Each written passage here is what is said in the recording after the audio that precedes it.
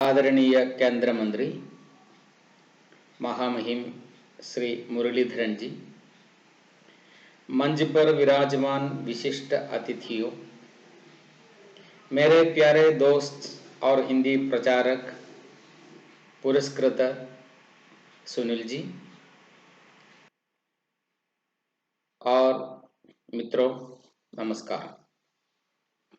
आज हिंदी दिवस है। 1949 सितंबर 14 को हमारे संविधान में राजभाषा के रूप में हिंदी को स्थान मिला था। 2 वर्ष 11 महीना 8 दिन लेकर संविधान समिति ने संविधान का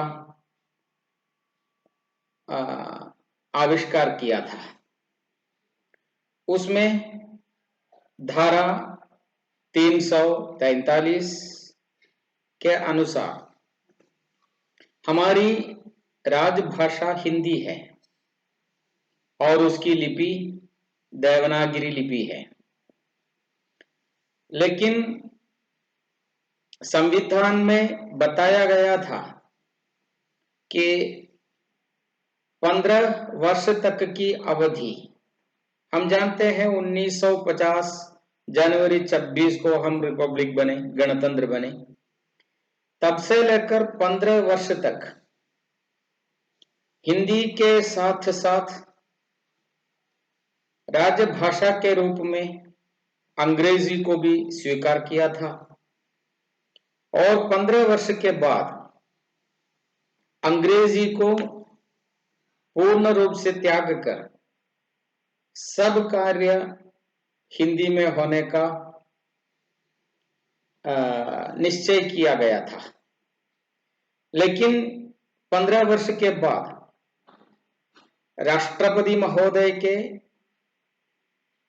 एक अधिसूचना के अनुसार 15 और वर्ष बढ़ाया गया इस नियम को, और हर 15 वर्ष में इस प्रकार बढ़ाकर आज भी हमारे राजभाषा का स्थान जो हिंदी को मिलना चाहिए वो अब नहीं मिल रहा। राजभाषा की बात एक है, राष्ट्रभाषा की बात अलग है। हमारे राष्ट्रपिता गांधी जी ने यह स्वप्न देखा था कि भारत की राष्ट्रभाषा हिंदी होगी। वास्तव में हम जानते हैं राष्ट्रभाषा के रूप में बिठाने के लिए पर्याप्त योग्यताएं हिंदी को है, क्योंकि स्वतंत्रता संग्राम में किसी स्वतंत्रता संग्रामी या सेनानी ने जो किया था उससे कम नहीं हिंदी ने किया था। एक राष्ट्र एक राष्ट्रभाषा,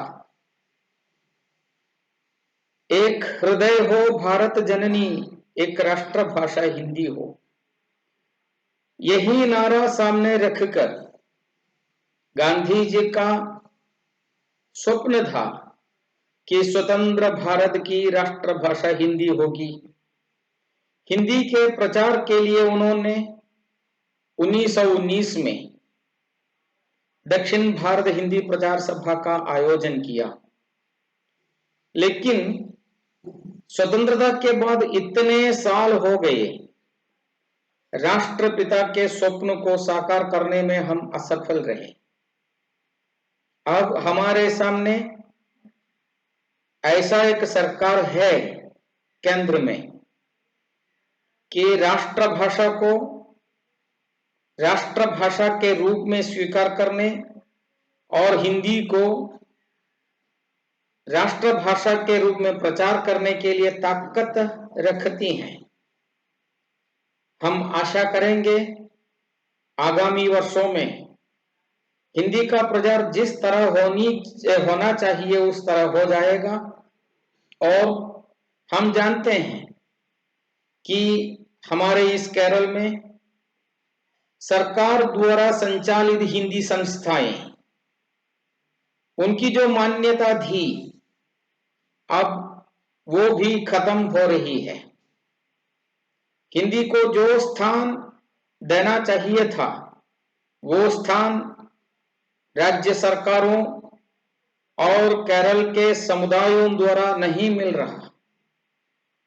इसमें भी विचार करना चाहिए और हिंदी का प्रचार करने के लिए मैं आशा करता हूं, ख्वाहिश रखता हूं, तमन्ना है कि हमारे केंद्र मंत्री यहाँ है हमारे सामने, आप ये सुनते होंगे।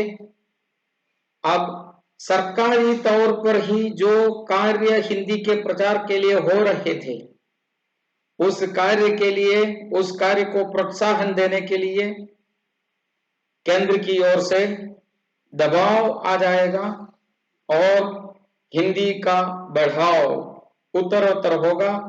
राष्ट्रभाषा के रूप में हिंदी को भारतवासी स्वीकार करेंगे, इसकी आशा करके इस हिंदी समारोह की बधाइयां दे रहा हूं। धन्यवाद, नमस्कार।